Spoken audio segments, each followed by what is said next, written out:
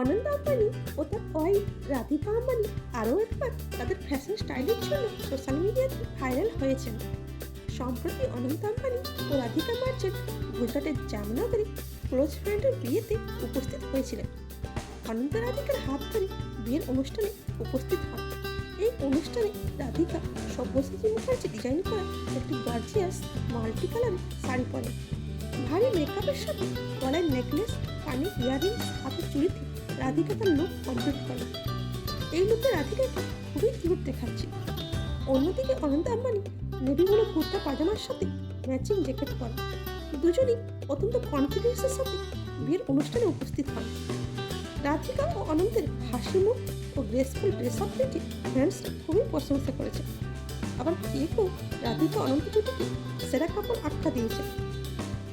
আম্বানি ফ্যামিলির এই ছোট ছেলে অনন্ত আম্বানি ও তার ওয়াইফ রাধিকা আম্বানিকে প্রায় একসাথে বিভিন্ন অনুষ্ঠানে দেখা যায়।